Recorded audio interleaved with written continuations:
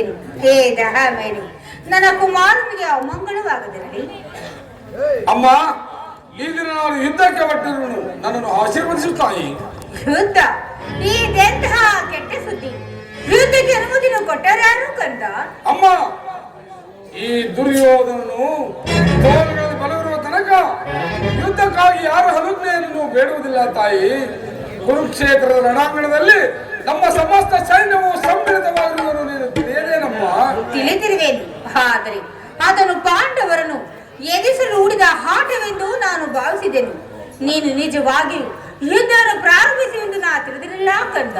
ಅಮ್ಮ, ಯುದ್ಧವು ಕ್ಷತ್ರಿಯ ಧರ್ಮ, ಧರ್ಮವನ್ನು ಪಾಲನೆ ಮಾಡಿರುವಂತ ಯುದ್ಧವು ಮನುಷ್ಯನ ನಾಶ, ನೀತಿಯ ಪ್ರಳಯ.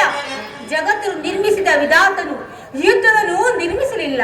ನನ್ನ ಮಾತನ್ನು ಕೇಳು. ಪಾಂಡವರಿಗೆ ಅರ್ಧ ರಾಜ್ಯವನ್ನು ಕೊಟ್ಟು ಸುಖದಿಂದ ಬಾಳು ಕಂದ. ಅಮ್ಮ, ಅಮ್ಮ, ಈ ಅಪೌರುಷದ ಮಾತುಗಳನ್ನು ಕೇಳಿ ಕೇಳಿ ಬೇಸತ್ತು. 100 ಜನ ವೀರ ಪುತ್ರರನ್ನು ಹಡೆದ ವೀರಮಾತೆಯಾದ ನೀನು ಕೇವಲ ಯುದ್ಧದ ಒಂದು ಅಲ್ಪಾಂಶಕ್ಕಾಗಿ ಇಷ್ಟೊಂದು ಕಾತರವಾಗುವುದೇ ತಾಯಿ?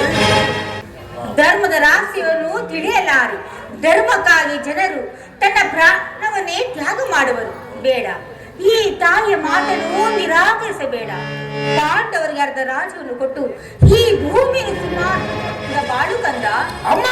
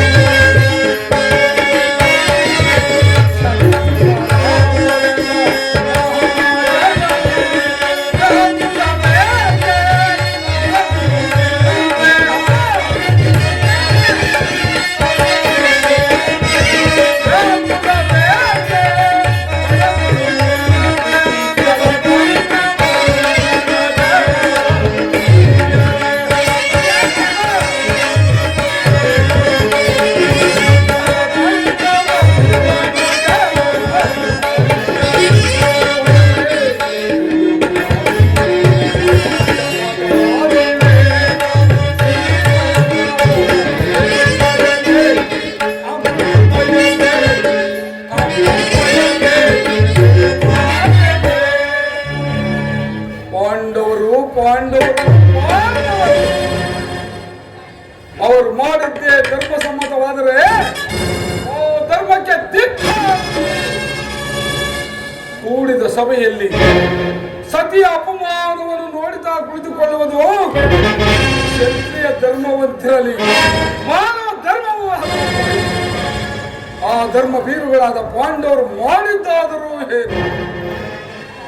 ಒಬ್ಬ ತಟಸ್ಥ ಏನಿಯೂ ಮಾಡದಂತ ತಟಸ್ಥ ಭಾವ ನನ್ನ ಸತಿ ಭಾನುಮತಿಗಾಗಲಿ, ನನ್ನ ಅಂತಃಪುರದ ಓರ್ವ ದಾಸಿಗಾಗಲಿ ಇಂತಹ ಅಪಮಾನವಾಗಿದ್ದರೆ ನಾನು ಏನು ಮಾಡ್ತಿದ್ದೆ ಗೊತ್ತೇ ಜನನಿ? ಏನು ಮಾಡ್ತಿದ್ದೆ ಕಂದ? ಅಮ್ಮ, ಬಂಧವನ್ನು ಕಿತ್ತೆ ಅಪಮಾನದ ಪ್ರತಿರೋಧವನ್ನು ಮಾಡಿ ಹಾಕ್ತಿದ್ದೆ.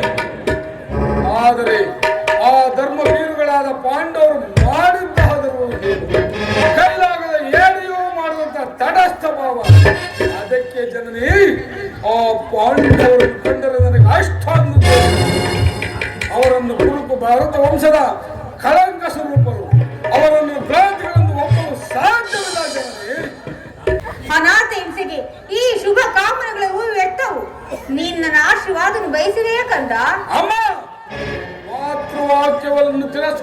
ಗೆದ್ದನೆಂಬ ಅಪಮಾನಕ್ಕೆ ಗುರಿಯಾದರೂ ಸರಿ.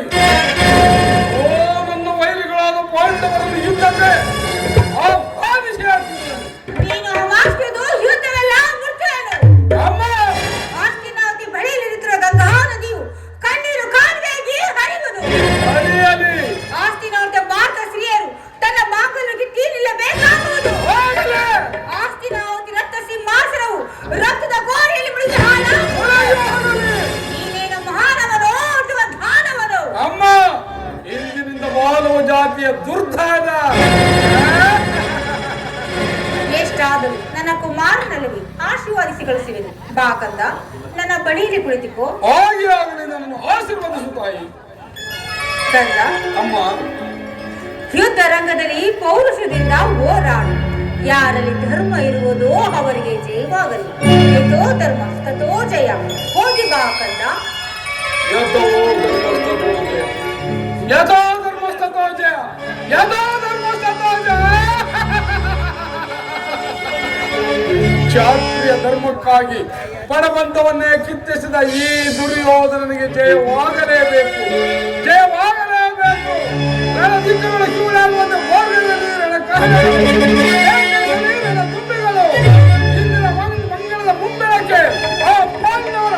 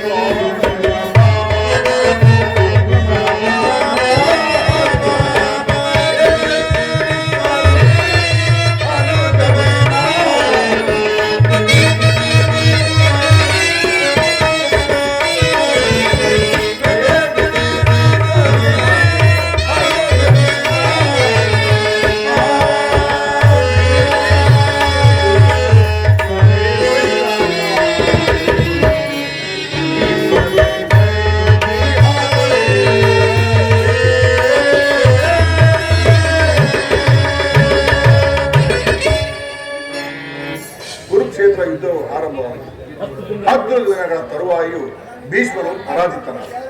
ಇಂದಿಗೆ ನಮ್ಮ ವಿಜಯ ಸೂರ್ಯನು ಉದಯಿಸಿದಂತೆ ಎಂದು ಭಾವಿಸಿದೆ. ಆದರೆ ಆ ದ್ರೋಣನ ಬಾಣಗಳನ್ನು ನೋಡಿ ನಮ್ಮ ಆಸೆಯು ಭಂಗವಾಯಿತು. ಸ್ವಯಂ ದ್ರೋಣರೇ ಚತುರ್ಧಾಯಿಗಳಾಗಿ ಅವರನ್ನು ಬೇರಿಸಿ ಮುನ್ನುಗ್ಗಲು ಯಾರಿಂದಲೂ ಸಾಧ್ಯವಿಲ್ಲ. ವಿಮಾನನೇ ದಿನ ಪ್ರಯತ್ನಿಸಿ ನಿರಾಶನಾಗಿ ಹಿಂದಿರುಗಿದರು. ಈ ಸಮಯದಲ್ಲಿ ಕೃಷ್ಣಾರ್ಜುನರು ಇದ್ದಿದ್ದರೆ ಚೆನ್ನಾಗಿತ್ತು. ಅರ್ಜುನನು ವಿಭೇದ ಪದ್ಧತಿಯನ್ನು ಅರಿತಿದ್ದರು. ಕೃಷ್ಣಾರ್ಜುನರು ಯುದ್ಧದ ಮತ್ತೊಂದು ದ್ವಾರದಲ್ಲಿ ಹೋರಾಡುತ್ತಿರುವರು. ಅವರು ಬೇಗನೆ ಹಿಂದಿರುಗುವ ಸಂಭವವಿಲ್ಲ ಅಣ್ಣ. ಭೀಮಸೇನ, ಇದಕ್ಕೆ ಉಪಾಯವೇನು? ಇದಕ್ಕೆ ಒಂದು ಉಪಾಯವನ್ನು ಮಾಡಲೇಬೇಕು. ಇಲ್ಲವಾದರೆ ಪರಾಜಯ ಖಂಡಿತ.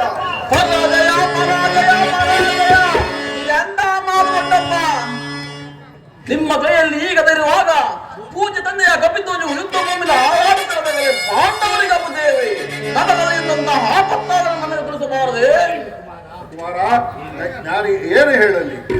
ದ್ರೋಣನ ಚಕ್ರವ್ಯೂಹವು ಭೇದಿಸಲು ನಮ್ಮಿಂದ ಸಾಧ್ಯವಿಲ್ಲ. ಅರ್ಜುನನು ಇದ್ದಿದ್ದರೆ ಚೆನ್ನಾಗಿತ್ತು. ಅರ್ಜುನನು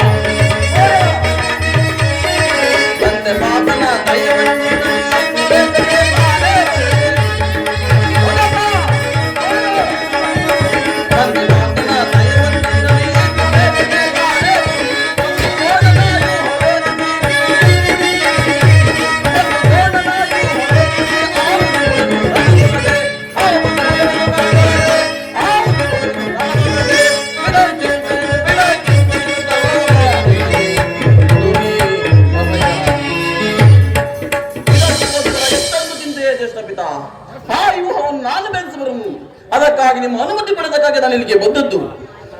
ಕುಮಾರ, ನಿನ್ನ ಉತ್ಸಾಹವನ್ನು ನಾನು ಬಲ್ಲೆನು, ಆದರೆ ಈ ಕಾರ್ಯವು ನಿನ್ನಿಂದ ಸಾಧ್ಯವಿಲ್ಲ.